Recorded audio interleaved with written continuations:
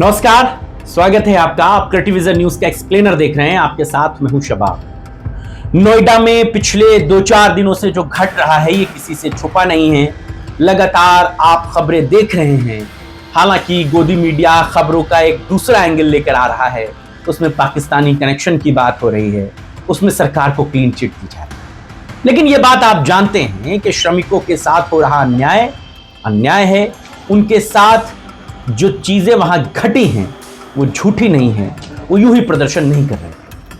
हालांकि उग्र प्रदर्शन की आलोचना हो रही है, चीजें हैंडल की जानी चाहिए थी, लेकिन ये बात गोदी मीडिया को कौन समझाए।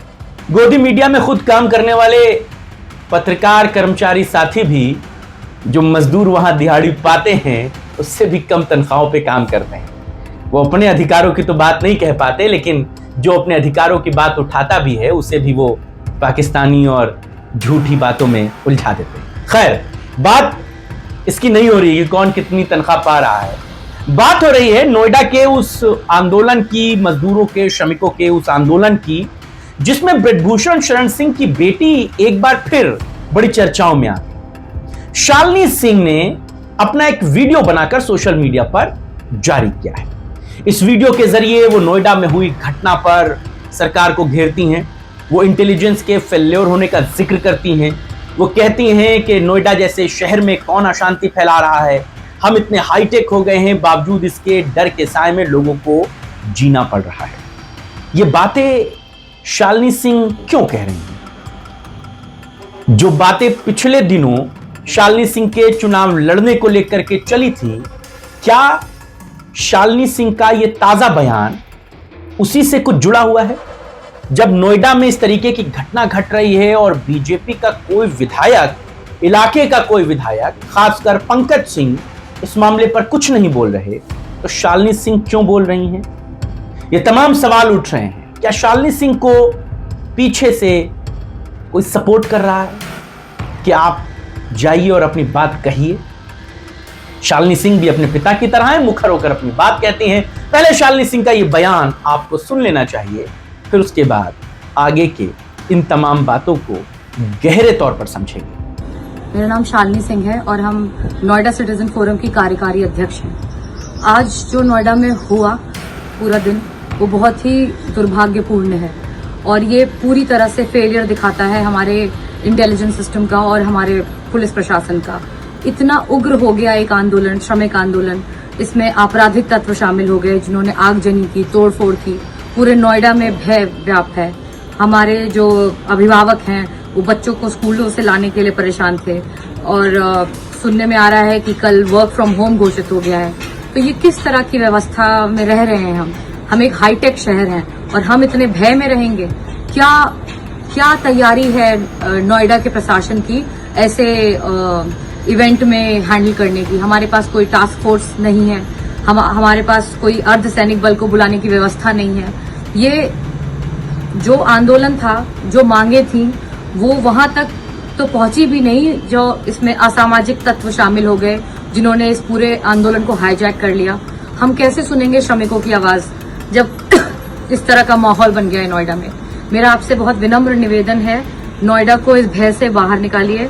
प्रशासन से निवेदन है, हमारे जितने भी जनप्रतिनिधि उनसे निवेदन है कि बीच का रास्ता निकालिए और श्रमिकों की आवाज वहां तक पहुंचाइए जहां उसका समाधान निकल सके।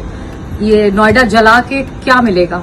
और नोएडा सिटीजन फोरम आपके साथ खड़ा है, पर कृपया करके पहचानिए कि आपके आसपास आपराधिक तत्व कौन है जो नोएडा में भय को व्याप्त कर रहे हैं और नोएडा में सौहार्द वापस लाइए। तो शालिनी सिंह नोएडा सिटीजन फोरम की कार्यकारी अध्यक्ष हैं। हालांकि इस डिजिग्नेशन से ज्यादा उनकी पहचान उनके पिता से जुड़ी है। शालिनी सिंह का यह बयान बहुत सारी बातों को कहता है। जब वो ये कहती हैं कि आंदोलन इतना उग्र कैसे हो गया, क्या इंटेलिजेंस फेल हो गई? शालिनी सिंह सीधे तौर पर प्रशासन की व्यवस्थाओं पर सवाल उठाती हैं। शालिनी सिंह की बयान को आपने सुना, उसमें वो कहती हैं कि नोएडा प्रोटेस्ट को लेकर के जो बातें हुई, नोएडा में जो हुआ वो दुर्भाग्यपूर्ण है। ये पूरी तरह से हमारे इंटेलिजेंस और पुलिस प्रशासन के फेल्योर को दिखाता है। शालिनी सिंह का यह बयान सीधे तौर पर योगी आदित्यनाथ की कार्यप्रणाली पर सवाल उठाता है। वो सीधे तौर पर नोएडा के विधायक को कटघरे में खड़ा करती है। वो कहती हैं कि श्रमिकों की इस आंदोलन को आपराधिक तत्वों ने हाईजैक कर लिया, इस मामले में बीच का रास्ता निकाला जाए और श्रमिकों की आवाज को वहां तक पहुंचाया जाए जहां इसका समाधान मिलेगा। नोएडा को जलाकर क्या मिलेगा? उन्होंने कहा था कि वो नोएडा से चुनाव लड़ना चाहती हैं, जबकि वो जानती हैं कि नोएडा से विधायक कौन है। क्या शालिनी सिंह धीरे धीरे नोएडा में राजनीतिक फिजा बना रही हैं अपने लिए, और उनके साथ उनके पिता भी पूरे तौर पर खड़े हैं? क्योंकि शालिनी सिंह का बयान आने के थोड़ी देर के बाद ब्रजभूषण शरण सिंह का भी बयान आया। इसमें उन्होंने श्रमिकों के मानदेय की वकालत की। उन्होंने कहा कि मजदूर अपना सब कुछ घर बार छोड़कर कमाने के लिए घर से दूर जाता है, उसको उसकी आमदनी का सही हिस्सा मिलना चाहिए। ब्रजभूषण के भी इस बयान को आप सुनिए। मजदूरों की मजदूरी बहुत कम है।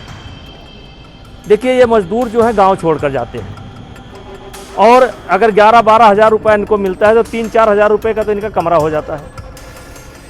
और उसके बाद भोजन भी आप निकाल लो, अगर बहुत सामान्य भोजन करें तो 3-4 हज़ार रुपये इस पर खर्च हो जाता है। तो 100 रुपया 200 रुपया बचता है। अगर बीमार हो जाए तो सब काम खत्म। तो ऐसा लगता है कि इनकी मजबूरी का फायदा उठाया जा रहा है। सुन लिया आपने, पिता और बेटी की ये जोड़ी सरकार के खिलाफ मुखर है।